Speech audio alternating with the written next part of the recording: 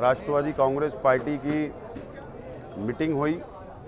Meeting में तमामी corporator, साबिक corporator, तमामी ख्वाहिशमंद corporation के उम्मीदवार और पार्टी के तमामी छोटे बड़े ओहदेदारान, सेल विंग, महिला विंग, ऐसे तमामी ओहदेदारान और कार्यकर्ताओं की आज हम लोगों ने मीटिंग ली थी। मीटिंग के अंदर धुलिया लोकसभा 20 मई को जो इलेक्शन होने जा रहा है लोकसभा का, उसका पूरा जायज़ा लिया गया और मशवरा किया गया। तमामी ओहदेदारान ने, ज़िम्मेदारान ने अपनी अपनी बातों को रखा, मशवरा दिया और तजवीज़ पास की गई है। वो तजवीज़ शरद पवार साहब के पास, जयंत पाटिल साहब के पास भेजी जाएगी।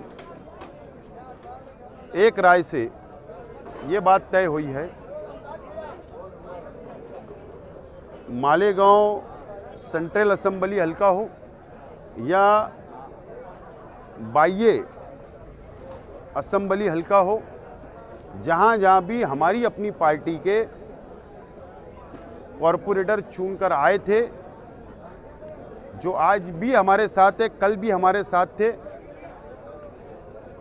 वहाँ पर अगर ये फैसला होता है कि इंडिया आघाड़ी के उम्मीदवार का काम करना है, अगर फैसला होता है तो वहाँ पर कमांड जिम्मेदारी हम लोग संभालेंगे।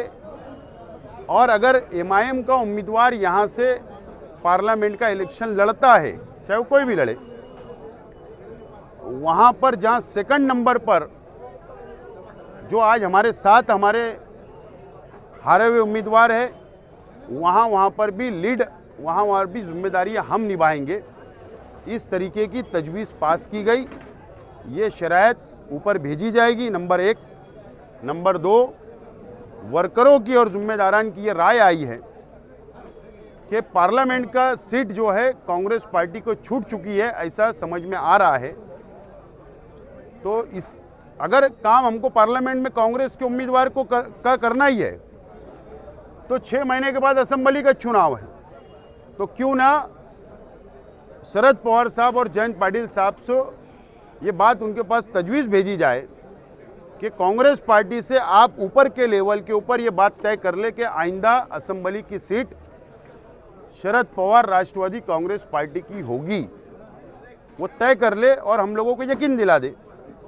ये 2 तजवीज़ पास करके भेजी गई है और उसके ऊपर जो भी फैसला आएगा तो इंशाल्लाह ईद बाद फिर एक मर्तबा पूरे वर्करों की, जिम्मेदारों की, ओहदेदारान की मीटिंग ली जाएगी और उस मीटिंग के अंदर आज की तजवीज़ जो पास की उसके अंदर क्या हुआ उसके ऊपर चर्चा की जाएगी और उसके बाद आइंदा का फैसले का ऐलान किया जाएगा। आज की मीटिंग के अंदर ये फैसले हुए हैं। नंबर 3, मैं उम्मीदवार, लोकसभा का उम्मीदवार, ख्वाहिशमंद उम्मीदवार था, आज भी हूँ। जब तक पार्टी के हाई लेवल लीडरान से, आला कमान से ये तजावीज़ पे बातचीत नहीं हो जाती, जब तक मैं उम्मीदवार हूँ। और जहाँ पर हमारे वर्करों की राय पर अगर इत्तेफाक आला कमान ने कर दे तो उसके बाद मीटिंग लेकर और उसके बाद ऐलान करके और झंडा लेकर और उम्मीदवार जो होगा इंडिया आघाड़ी का, वो हमारे पीछे और भाजपा से लड़ने के लिए सबसे आगे हम लोग होंगे।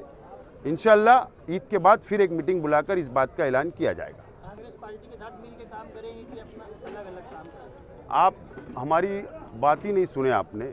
तजवीज़ आप पहले समझ लो।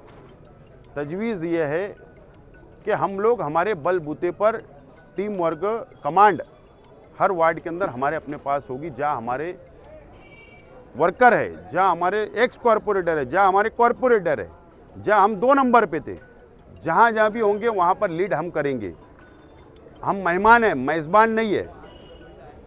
तो हम ये तजवीज़ हमने भेजी है और इसी के ऊपर उम्मीदवार से बात की जाएगी।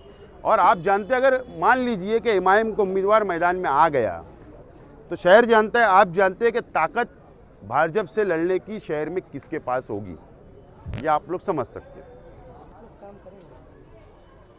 मतलब आपके करीबी हरीफ मुफ्ती इस्माइल ने भी जो है एक मौके पर कहा कि कांग्रेस जो है उनसे राब्ते में, उनको पार्लियामेंट का टिकट दे सकती है। अगर मान लीजिए मुफ्ती इस्माइल को टिकट मिल गया तो आप उनका काम करोगे? फ़िलहाल मुफ्ती मोहम्मद इस्माइल कासमी साहब उम्रा पे है, उनको उम्रे की मुबारकबाद। मैंने फ़ोटो देखा व्हाट्सएप के ऊपर ज़ोर से चल रहा है, तो उनको मुबारक। मुफ्ती मोहम्मद इस्माइल कासमी साहब को कांग्रेस पार्टी का लोकसभा का अगर टिकट मिलता है तो उसके लिए भी नेक ख्वाहिशात, मुबारकबाद। लेकिन इधर कांग्रेस पार्टी का ऐलान होने से पहले मुफ्ती मोहम्मद इस्माइल कासमी साहब ने एमआईएम के एमएलए शिप से इस्तीफा देना चाहिए। उसके बाद हम लोग इंडिया गठबंधन का धर्म निभाने का मैं ऐलान करूंगा। ओके।